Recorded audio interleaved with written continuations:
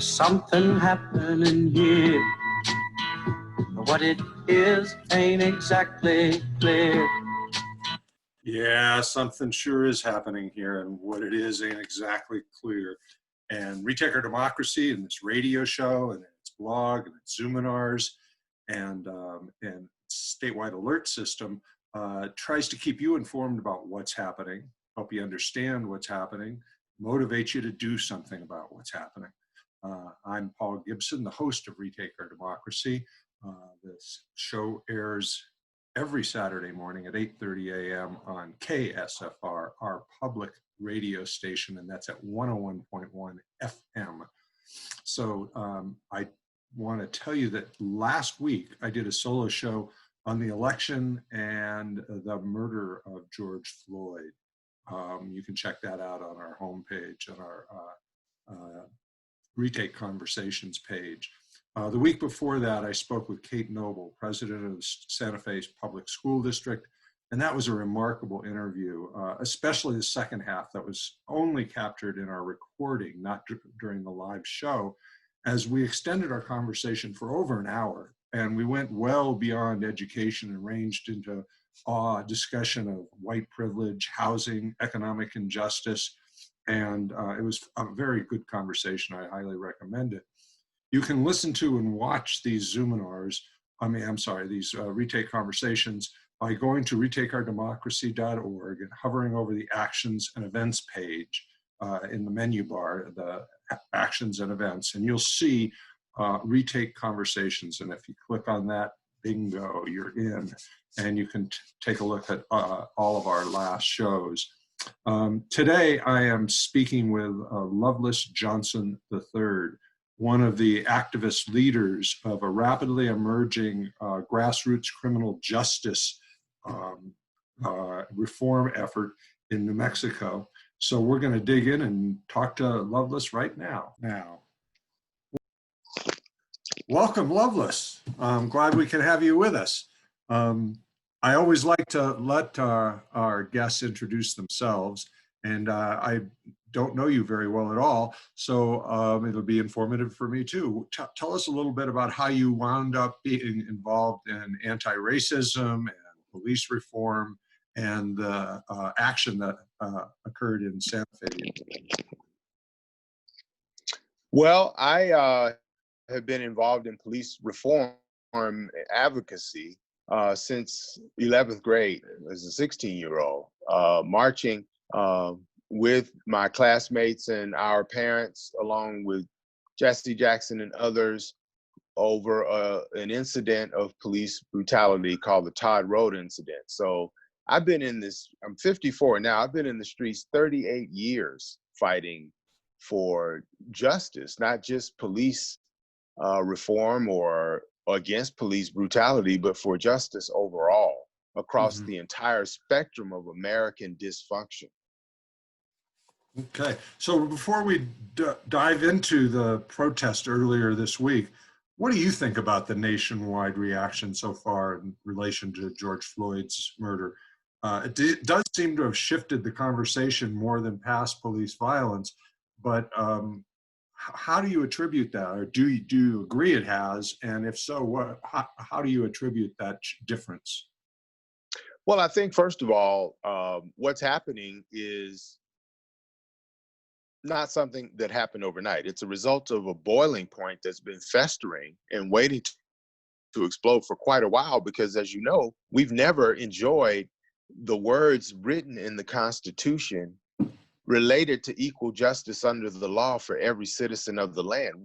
Those words are there, and it's poetic and beautiful, but we've spent hundreds of years not living the words on the paper. Right. And so now we're in a position where that boiling point has finally reached the boiling point. And this is a natural reaction to the frustration that people can no longer allow to stay pent up. And I think that the noise being made, and in spite of the property damages and whatnot that go on that I don't support, but I do support the fact that noise is being made and attention is being gotten, which is why it's so critical to have a plan to strike that iron while the fire is hot for actual reform that equals equal justice under the law for every citizen and inhabitant of this land. What I'm nervous about, and why I decided to do my part and invite others to do theirs, is simply because I'm tired of having to come back and do this every 6 months. And we've got enough brain power in our state and our communities to come up with policy reforms that reflect our lives today, and scrap and get rid of the things that don't, so we can truly begin to step by step secure equal justice under the law. That's really, and across the entire spectrum of every dysfunction in American life. I think, just as with gun violence, when a tragedy occurs, there's this outpouring of emotion and like, we can't have this happen again. And then 3 weeks later, there's some effort in some legislature somewhere that just can't quite get to the finish line. And that's sort of been repeated in the same way with police violence against African Americans. And why you might think this is different. I saw I think it's Sherry Lynn Eifel's on YouTube the other day, a video of her. I think she was on 60 Minutes, I believe. And she attributed part of it to just how long the video went on and what people were, if you watched it, it was like watching, I don't know, it was just almost unwatchable. Most people, well, most people up until, this extraordinarily shocking new reality we call 2020, most people had never been able to witness pretty much the entirety of a murder live from start to finish. I think that's one thing that has created this level of fever, because most folks had just never really, you hear about police violence, you hear and see the end result of that violence, but most folk have never witnessed a murder live on camera. And so I think the reality of what that really looks like hit home for folks, and that is part of the more intensified fever that we see around the country today. And I also think the frustration and the fever that was created from being cooped up for 2.5 months before this happened with COVID-19 played a major, or people were already frustrated and mad and fed up. And I ready think for change. Yeah. Ready for some serious change. Yeah. I want to remind our listeners that I'm Paul Gibson, the host of Retake Our Democracy, and today I'm speaking with Loveless Johnson III about his role in combating institutional racism and advocating for public safety reform. You were one of the organizers who protested at the plaza this week. Why were you there, and what were you hoping to achieve? I was there because it's my duty as a citizen to be involved. To whom much is given, much is required. And I've been very blessed in my personal life and being a part of this community. And so I feel it's my responsibility to do whatever I can to sustain and help create something that works in this community. What we stand for, and being part of the New Mexico Justice Alliance and being one of the co-founders, our goal is to go beyond the protests. People are still trying to figure us out because we're so new, but we do want folks to know we are not a protest organization. We are a policy reform organization. And long after these protests are over and the fever dies down, we'll be actively working in all 33 counties in every municipality in this state, covering every city council meeting, every county commission meeting, to achieve things like we did yesterday in Santa Fe County, with the sheriff announcing that he was requesting they remove those AR-15s from the budget. That was a result of the direct policy action we took in real time in an acute crisis. Because the New Mexico Justice Alliance in 10 days is already 1,500 strong, nearly, in over 22 counties. And so we're organized for real consistent action with a 10-year plan. Mm-hmm. Because we're going to work across the spectrum. Here's a simple question for you, Paul.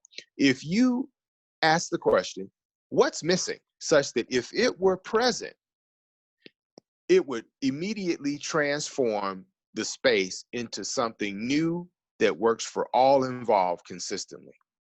You can cite every single dysfunction in American life, ask that question, and the answer would be justice. Justice is what's missing. Right. We wouldn't need affirmative action if we had justice, Paul. Right. It's interesting you're saying this too, because we've just launched an initiative, and we've expanded a little bit already to include criminal justice reform, but it's on the new normal, or what could be the new normal, and what kinds of systems do we need to have in place to replace the old systems, because those old systems aren't going to reform themselves. And so we've got 20 people right now doing research in different areas on that. And that's exactly what the New Mexico Justice Alliance stands for. That's what we're doing. But let me take it a step further. We're not looking to reform and change the system that's in place. We're looking to create something new. Yeah. See, change is the same. The more things change, the more they stay the same. We're creating something new now. That's the opportunity that we're seizing. And we're so grateful for organizations like BLM and the others who are in the streets getting the attentions of these elected officials. Right. Because it gives us a greater opportunity to go in with a smart, well-communicated, cohesive plan across the spectrum. Criminal justice reform is great, but it's also interwoven with economic injustice, which is interwoven with environmental injustice, which is interwoven with educational injustice, which is interwoven with healthcare injustice, which is woven in with racial and social injustice. So all these things are connected. And that's why the New Mexico Justice Alliance has taken the approach to attack them all by galvanizing our community, organizing them into the spaces where they fit best and have the most passion, working with organizations who specialize in all these topics, and bringing the crowd and the energy and the expertise to back them up issue by issue until we resolve all of the injustices across the board in this state as an example for the nation. So let me ask you this, Loveless. I take it you had at least a brief conversation with the mayor at the protest, but he was there, yes. Took a knee. There's a part of me that is worried that the taking of the knee is going to become almost what's the term for this? Just something that's done rote and loses its significance over time. What was your impression of the protest, and what was your impression of the mayor and his responsiveness? Well, I was one of the organizers of the protest, so it's probably not fair to ask me what I thought about it. But I will tell you that I think we learned a lot, and we've got some ways to go. I think that when people hear about our next civic action protest in March, and they see how we've connected with other major organizations, they're going to be very happy. But again, I remind everyone, we're not a protest organization. Right. We're simply organizing people to take lasting action that is going to be the hard work that actually makes a difference in terms of our long-term results. And so we applaud the protesters, but I thought the rally was good. But what I think about the kneeling thing is, I'll take religious-based publicity stunts 4,000, Alex. I think about the imagery of the Democrats kneeling in kente cloth in the Capitol, and then I look at the picture of Trump in front of the church with the Bible. I say, what's the difference between these two pictures? Nothing. So I'm not I like the symbolism when it's appropriate, but I think and it's fine when our mayor, you know, does that, when it's coming from his heart and he wants to express, you know, a sense of solidarity.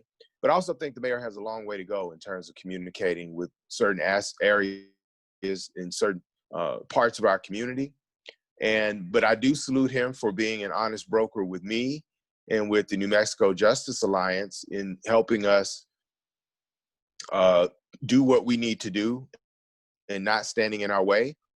But I also think we have a long way to go, and I'm really looking forward to being in those conversations with him and with our organization, and because he has, you know, extended the invitation to have those conversations. So we will be joining him soon, and other community elected officials alongside other stakeholders.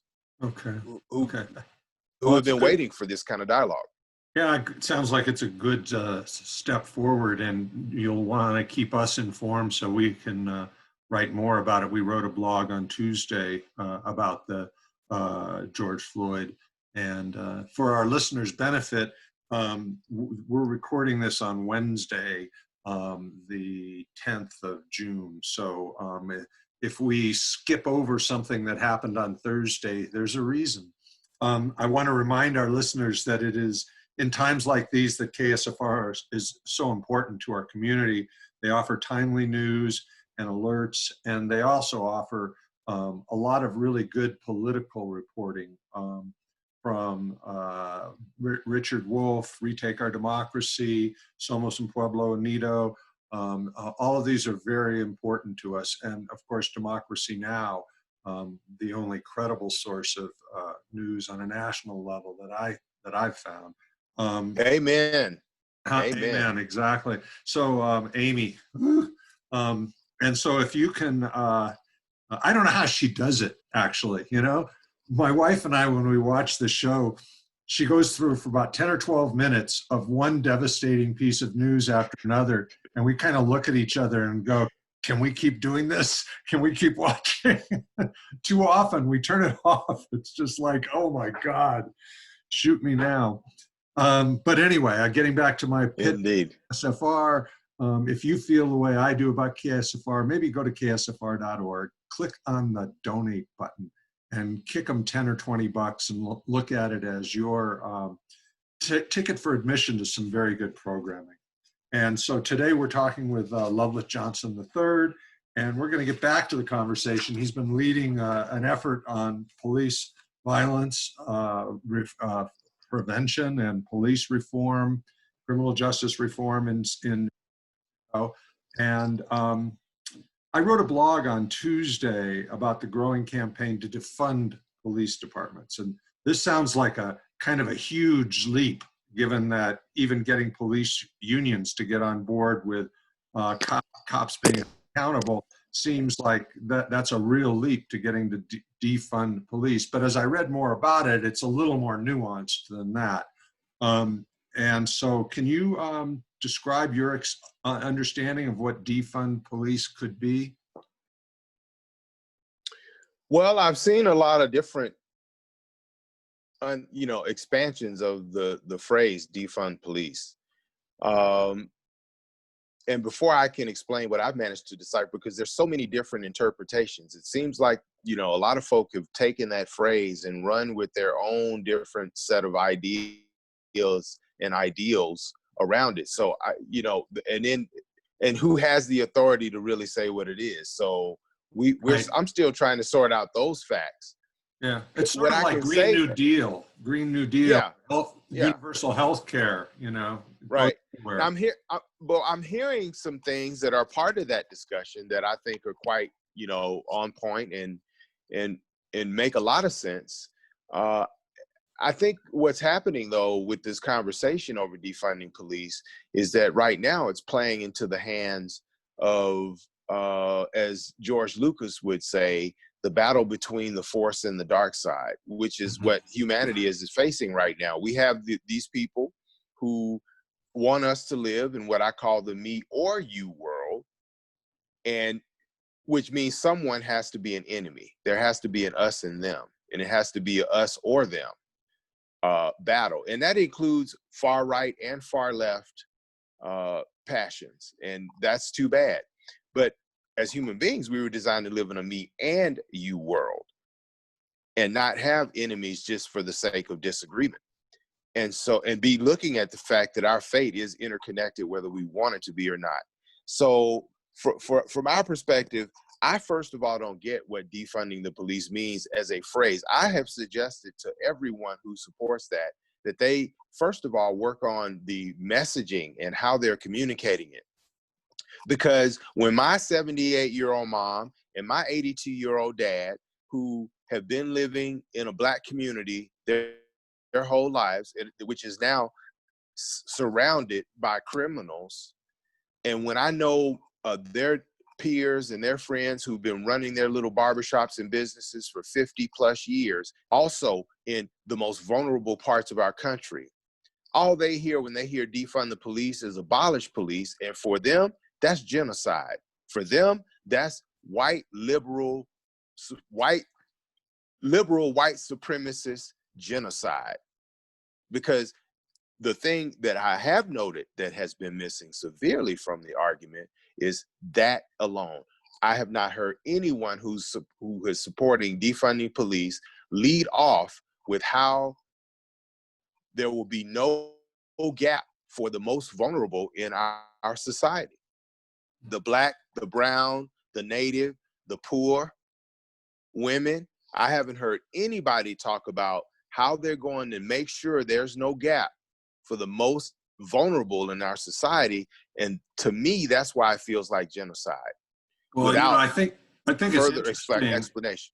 It's a little bit like when the Green New Deal came out. It meant whatever, whoever latched onto it could call it that. And I think that, I was talking to my wife about this, and she's going like, well, if a woman's getting raped, she's not going to want to come and call and get a mediator to come to, or if a guy's got a gun to your head.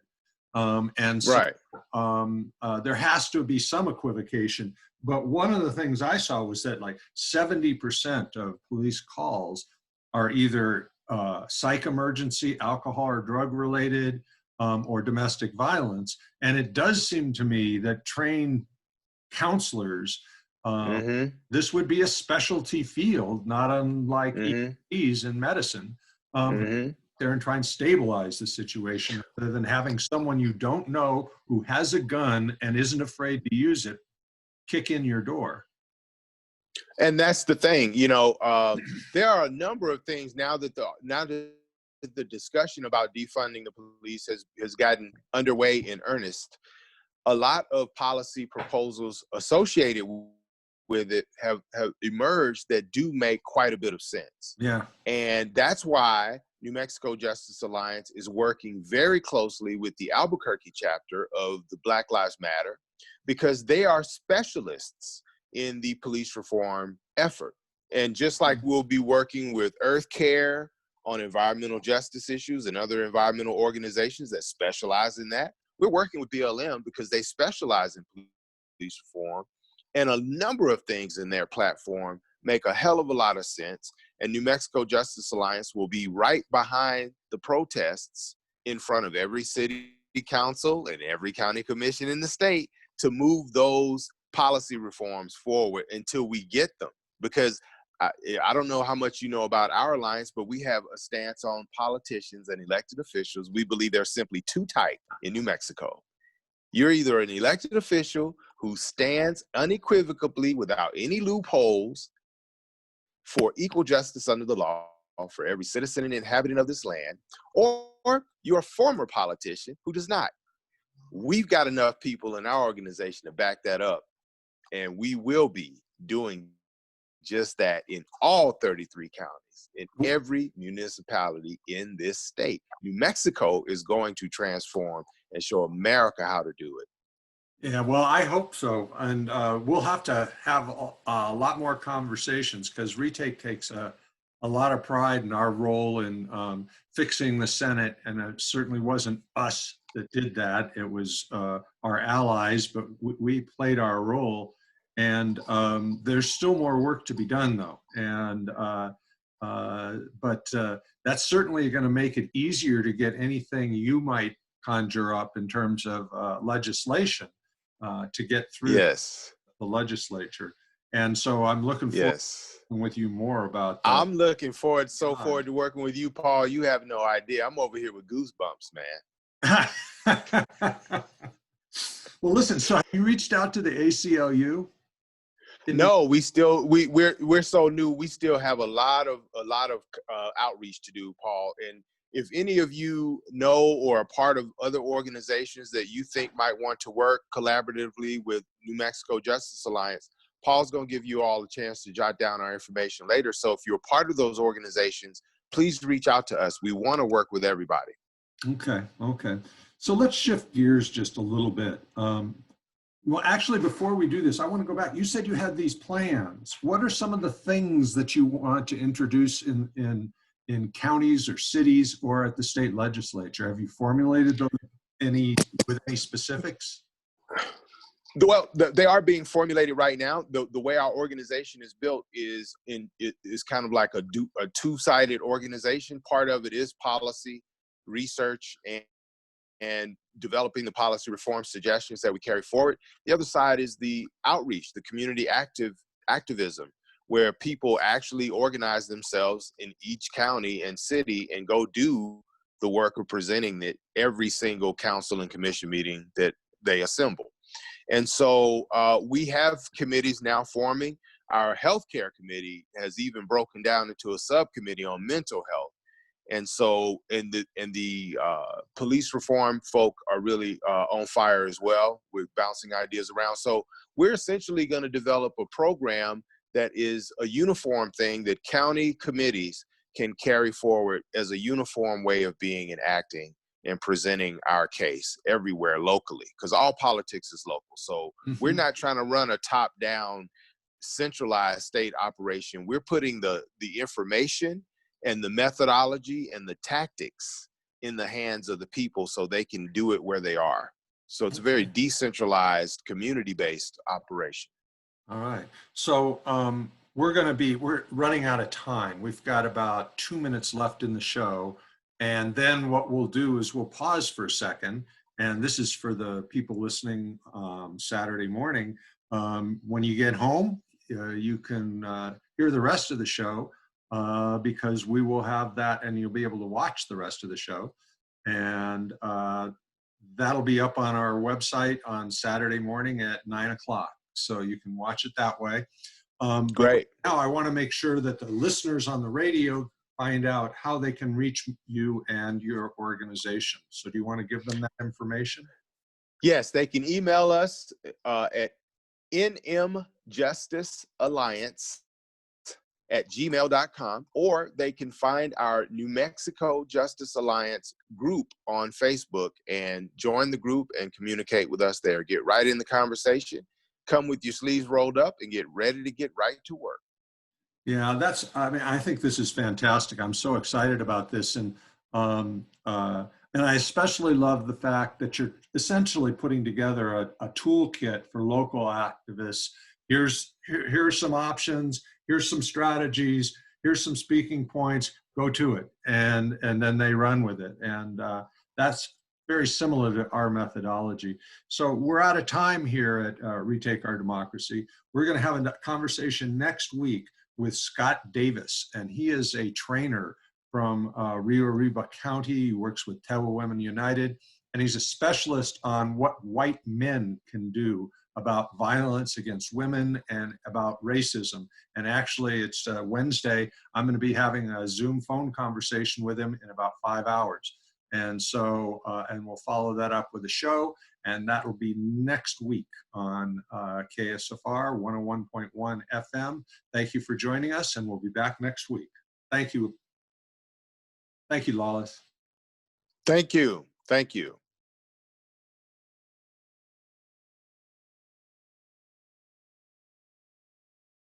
By the miracle of podcast, we're back. And Loveless, you had a career, or at least spent a couple of years doing something like what I'm doing now. And so you probably had implicit understanding of why we had to do that little pause.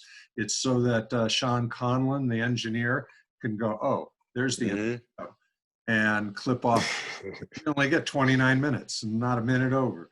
So now we're See, huh? Richard Ease runs a tighter ship than that, man. I only got 28 and a half minutes over at KTRC. Oh yeah, Richard's a good guy though. He's a good guy. He does a good interview. I love Richard. I love Richard. He doesn't have any issue with having me on to do phoners, despite me being on a competing channel. But in any case, that's a good segue into, you have like a varied career. And I'm imagining it might be even more varied than what I know. But I know one of the things that's fascinating is that you are a big proponent of, and I believe in business doing, industrial hemp production. So tell us a little bit about that. Well, I co-founded a company with my best friend called Amerigreen Organics, and we have made leaps and bounds in the industrial hemp space. We intend to be a major part of working to make New Mexico the #1 producer of industrial hemp in the country. And we are working both with the Economic Development Department and the governor on securing a LEADER grant for a rural development project we're doing in Truth or Consequences. Oh, but we awesome. also have a lease for up to 100,000 acres with the State Land Commission to really get hemp up and going. And our focus, I know CBD is the sexy side of the business, but we're more focused on sustainability that hemp can create. So we're more interested in what fiber can do for construction, for textiles, to replace petrol-based plastics and other things that can really create more sustainability for our nation. So, but we're really excited. We're also on the retail side of the business as well, and we're in multiple states, in Georgia, here in New Mexico, soon to be Texas. So we're moving right along, and hemp to me is life. Mother Earth being your business partner in what it amounts to the most sustainable crop you can grow in terms of soil regeneration and overall health of the surrounding areas. I'm just grateful to be in the business, and I'm glad it's been legalized to the point where we can do it the right way. And so we're looking to make, Amerigreen Organics is looking to provide families and folk who would never normally have access to this industry the access they need to start, securing their financial future and participating in the benefit that this industry can create. And we're very focused as a company to make sure that it doesn't just get taken over by capitalist elites like most other things do. We want to make sure that the people have access to it as well. Have you examined the possibility of some kind of worker-owned cooperative? Well, we're actually creating the first hemp crowd farming concept where people get to set up their own little hemp accounts and manage them and never have to go beyond the initial $75 investment. And they could turn out to make thousands of dollars by just, again, following the strategies that we show them, and then making their own choices, but always having autonomous control over their investment and how they choose to grow it. But we'll not only give them the opportunity, but then we'll have financial planning and money management experts providing, video seminars and recorded material that we can use that is included in the app, so people can get expert advice on how to take advantage of the wealth they're creating for themselves and how to do it the right way. We'll provide support for folks, because you're talking about a lot of unsophisticated people. Even the $75 is still a lot to them. So we want to make sure they get the most out of it as well. Okay, that sounds really. We believe in good profit. I can't wait to kind of dive into your website and find out a little bit more. We had a Zoominar, we call them Zoominars, last night. And so all hands were on deck getting ready for that. And but now that I've got a little bit of time, I'm really interested in this. Roxanne, that's my wife, and I were in Marin County for a Bioneers conference. I don't know if you've ever been to Bioneers. Oh wow, yeah, Bioneers. I love them. I love them. Yeah, they're great. Was Valeria there? No, but they had a whole series on hemp. This was about 5-6 years ago, and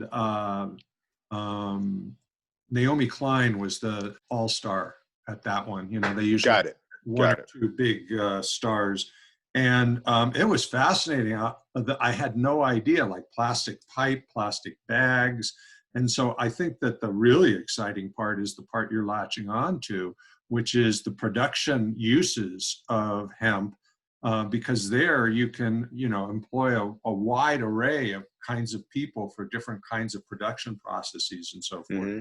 Very exciting. I'm glad to see. Well, our production, our TRC operation is going to create 86 living wage jobs here in Sierra County. Our first outdoor grow is happening in Doña Ana County in Chaparral, and we're going to build a hempcrete factory near that field so we can manufacture hempcrete. That's a huge construction material right now, but you can build your whole house except for the electrical wiring from hemp now. So we intend to grow into that space and come up with other innovations, or there are a lot of innovations coming down the road. So we're going to tack on to the ones that make the most sense for New Mexico, and we'll have multiple manufacturing operations eventually of hemp derived products from the growing on 100,000 acres, and we'll create several hundred jobs all over the state because of this. Hemp is literally going to transform the world. It has so many applications and so many positive ones, like you're saying, for the environment. Are you down in over 25,000 active patents? Are you down in Truth or Consequences now? Yes, I'm here on a trip related to the operations that we're getting going here in TRC. We have the full support of the city, the county commission, the Chamber of Commerce, only because of my history in the city too. I once came here about 11 years ago and put on with a friend the New Mexico State Karaoke Championship. Oh, and it was the biggest boom weekend for all the local businesses they had ever seen.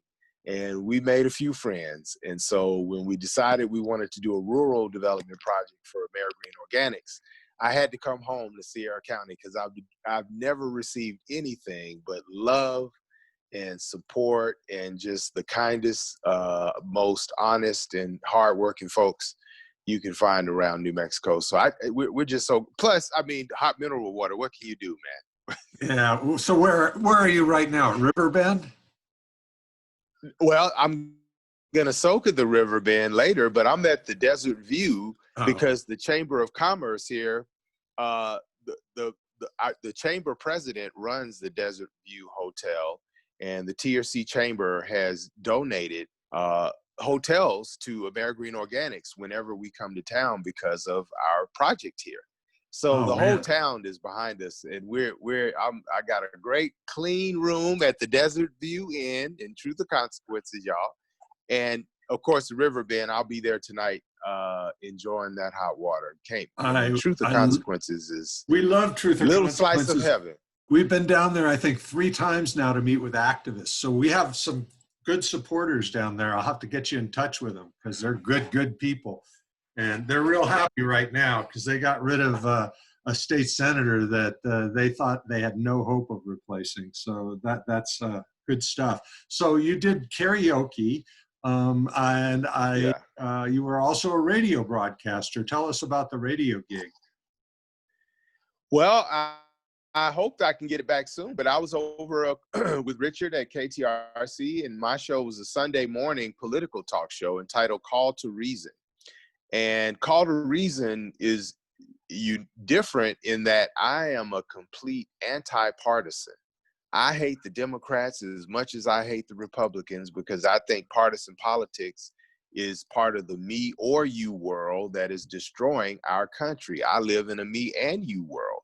And I just don't think that one political party or the other has a patent on good ideas. I think we need to learn how to allow the best ideas to emerge, have the maturity to get behind them, and forget all this partisan crap. So Call to Reason calls out Republicans with the same fervor as we do the Democrats, because right is right, wrong is wrong, common sense is common sense.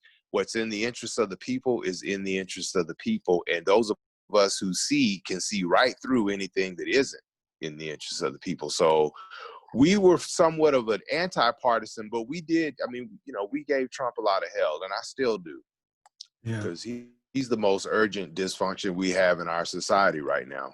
Oh my God, you got me there. I mean, it's just, I mean, I still remember, we have friends who are Trump supporters, next door neighbors, and but they, you know, it sort of comes around what you were saying about what's right is right. When we ran the Bernie Sanders campaign in Santa Fe in 2015 and 16, and they wound up coming over to our house for a house party about Bernie. They were the last people to leave. And about 3 or 4 weeks later, we were having a potluck at El Museo, and in they walk. And, you know, about 3 weeks later, they told me that they had changed their registration to Democrats and they were going to vote for Bernie in the primary. And these people are military people. When he didn't get the nomination, they came to our house for dinner one night, and the guy started to cry. He said, you know, I can't vote for Hillary. I'm going to have to vote for Trump. I wish I could vote for Bernie, you know, and it was interesting. And so it goes along with what you're saying. Sometimes people can see justice, the need for justice, and you can forge sort of surprising alliances with people, or build bridges with people. But I haven't had too much experience trying to talk common sense with Trump folk. And I don't even try. It's too late to try to deal with them. I've been in the game too long. It's too late to try to do anything with them. It's all about getting the 70% of us who disagree with Trump to show up at the polls, period. We cannot allow this to go on. If that does not happen, I'm not going to another goddamn march and protesting Trump's second administration. I ain't putting on no pussycat hat. I'm not doing any of that. If all these people who claim to be about it don't get their ass to the polls and get rid of that son of a bitch, I am not going to any of their other protests after they let him get back in office. They can kiss my ass. Seriously. I feel the same exact way. I mean, Roxanne and I have talked. I wrote a blog about what happens if Trump wins, and it's been viewed a couple thousand times, more than most anything we've done. And it's a pretty frightening prospect, because the message he would get is, I really can do anything I want. I mean, I only thought I could. Now I know I can. And so you ladies can kiss Roe v. Wade goodbye, because you're going to see 3 more Supreme Court justices he gets to appoint. Because if he gets reelected, then that means the GOP and the Senate got reelected too. And that's the other thing that concerns me about this defund the police thing, because it's when my mother and daddy call me and say, why are these liberal white folks trying to kill me? I know they are not connected with the largest voting bloc in the Black community, and that's not going to bode well for Biden. I'm telling you. My parents Biden came out saying he was just not because of that. Yeah, he came out saying he wasn't for the fund. And I actually saw, you know, I was very skeptical and actually disappointed that Biden got the nomination. But, and I was worried because in the debates and stuff, he didn't look very sure of himself, to be kind. And I saw a speech that he gave in Philadelphia the other day, and it was flawless. It was passionate. And he did not stutter. He didn't pause. No. It was resolute. It was a beautiful speech, man. Yes. It was resolute. It was beautiful. Yes. Yeah. So let's shift from Trump to something more positive. I always like, I guess, this question. it's Retake's position that, you know, the systems that got us into this mess, whether it's you're looking at Black lives being eviscerated by cops, whether you're talking about wealth inequality, whether you're talking about the desolation of the earth. In all of these instances, this arose out of a capitalist colonialist, not just systems, but mentality. And so we're feeling Right. it's important that we reinvent or invent a whole new kind of systems, economic, judicial, the full gamut. What would an ideal new normal look like to you? Just that. It would look like complete reform of all of the systems that were broken and creating something new in the spaces that we clear out. We've got to have reform in a way, and when I say new in this regard, I really mean new. We have to insist on laws being codified to replace the ones that are outdated and broken, but the laws that are new must be loophole free. So there's no wiggle room in the courts. Literally courts just become